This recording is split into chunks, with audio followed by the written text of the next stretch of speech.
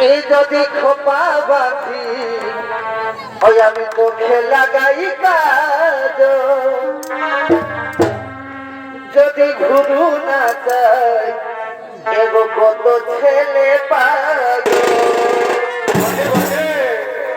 যদি খোপা বাঁধি আমি চোখে লাগাই কাজ যদি ঘুরু না যাই এগো কত ছেলে পাগল আর সবাই বলে এই ভালোবাসি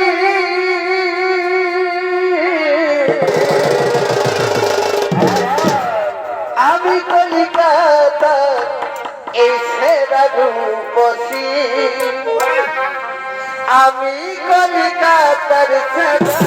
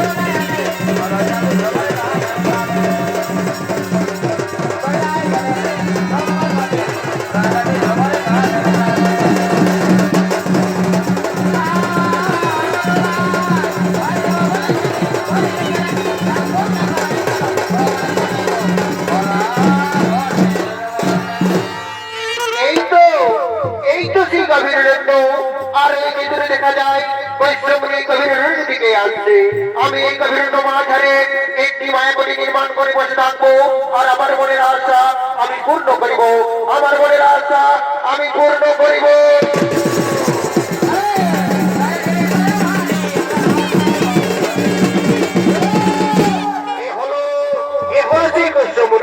ধ্যান করার জন্য নিজেদের খুঁজতে খুঁজতে গভীর রূপী করেছেন আগমন আর এই কৈশমনে হলে যিনি আপনাদের আত্মমহান মধ্যে নৃত্য পরিবেশন করে দেখাবেন নৃত্যশিল্পী রাহুল চন্দ্র মাহাতো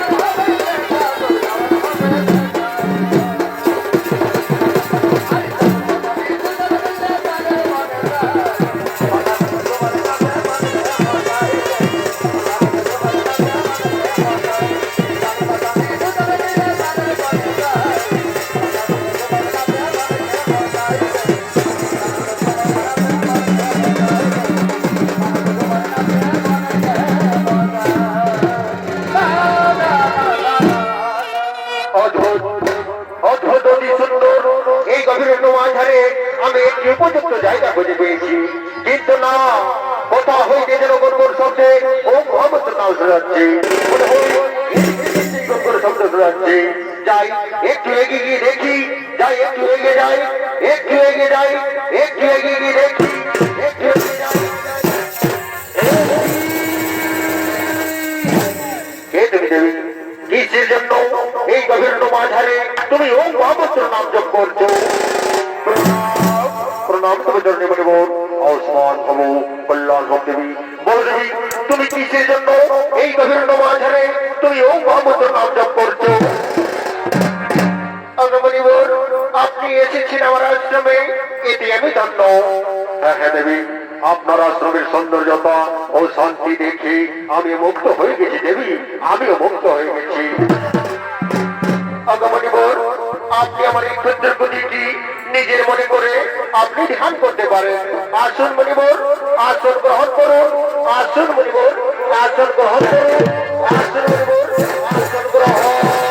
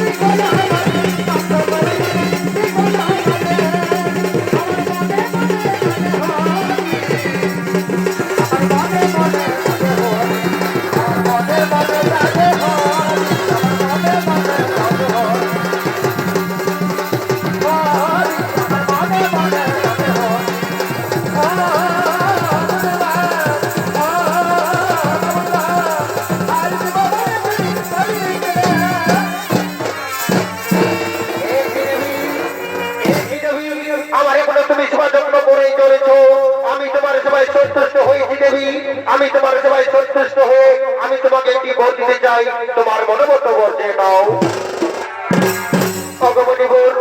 আপনি এসেছেন আমার আশ্রমে, আপনার পদসেবা আমি করতে পেরেছি, এতে আমি ধন্য।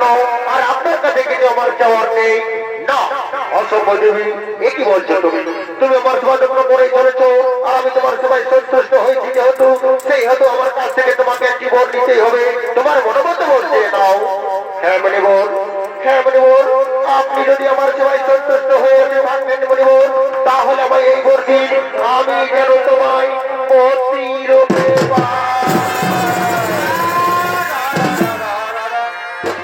হ্যাঁ দেবী, তবে ইচ্ছা হইবে পূর্ণ। এসো দেবী আমার নিকটে এসো, এসো দেবী আমার নিকটে এসো। আজ থেকে আমি তোমাকে আমার স্ত্রী রূপে মেনে নিলাম, আজ থেকে আমি তোমাকে স্ত্রী রূপে গ্রহণ করে নিলাম। প্রণাম তো জন্মে স্বামী, অগমর স্বামী দেবতা, অগমর স্বামী দেবতা, চলো না গো ওই গভীর মাঝারে যেখানে জনমানব সিদ্ধ কেহ নাই, আমরা ভিতরে ওইখানে প্রেমালিঙ্গনে জড়িয়ে পড়ি। হ্যাঁ হ্যাঁ দেবী, তুমি কি বলেছো? চলো গভীর মাঝারে যেখানে জনমানব সিদ্ধ কেহ নাই, আমরা যেন ওইখানে প্রেমালিঙ্গনে জড়িয়ে পড়ি, প্রেমালিঙ্গনে জড়িয়ে পড়ি। আমি নতুন করে তোমাকে আবার ফিরে পেতে চাই, ভুল বুঝিয়া তুমি দূরে রেখো না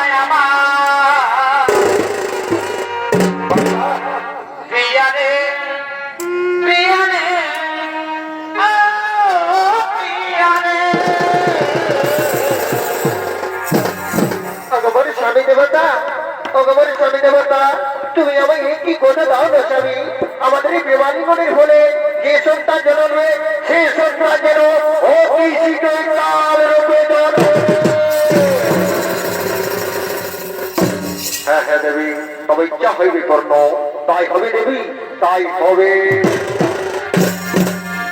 স্বপ্ন দেখেছিলাম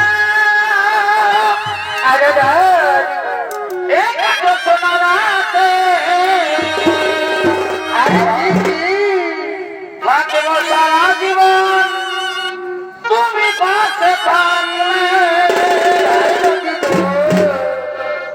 একটু আপন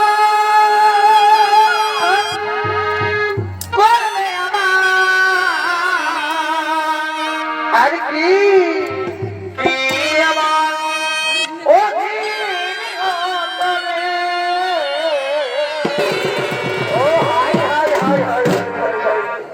আমি নতুন করতে তোমাকে আবার ফিরে পেতে চাই আমি নতুন করে তোমাকে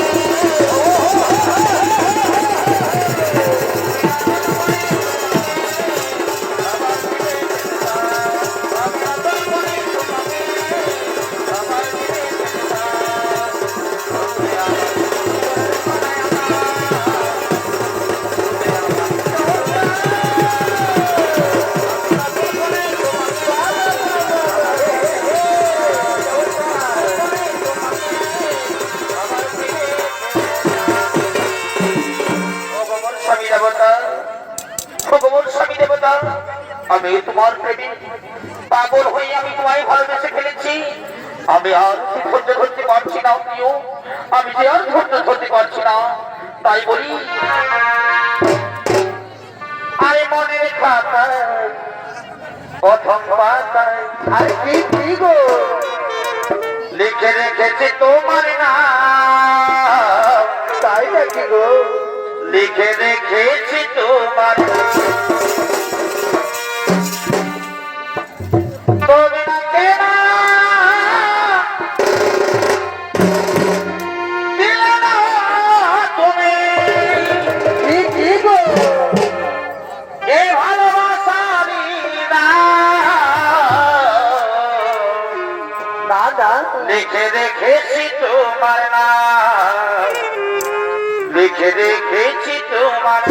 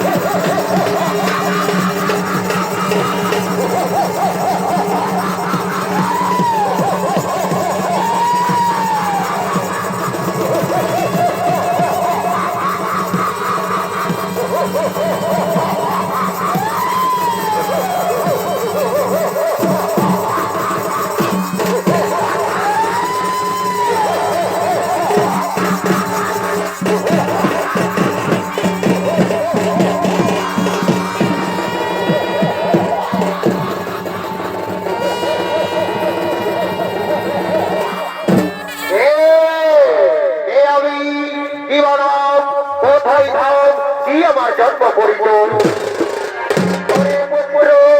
ওরে পুত্র কে দেখ আমি তোমায় সর্বাঙ্গে করেছি সৃজন কে দেখ পুত্র এ হলো তোর পিতা কশ্যপমুনি আমি হলাম তোমার মাতা অসুর কন্যা শ্রদ্ধেয় ওরে পুত্র সহস্র পুত্রের মতো তোমার দেশ তাই আজ থেকে আমি তোমার নাম দিলাম পুত্র অসুর সম্রাট সুরপুত্র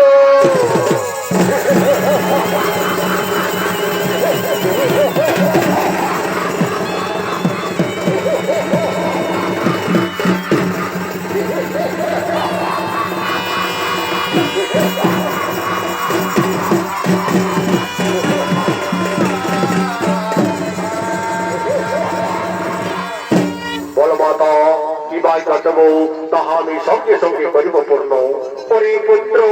ওরে পুত্র আমার সুরপত্র আমার পিতা ও চরিত্র দেবরাজিতের হাতে হয়েছে নিহত।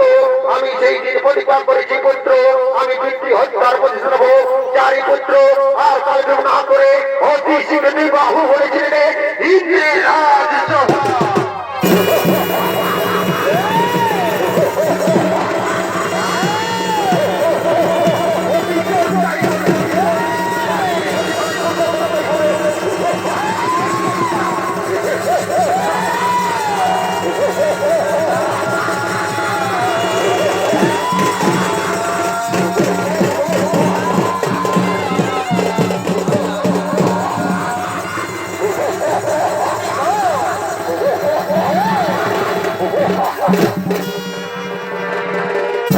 নিত্যনাট্য মহান মঞ্চে অপস্থিত সমবেত শ্রী দর্শক মন্ডলী, এইভাবে হইল অসুর সম্রাট সুরপন্থের জন্ম।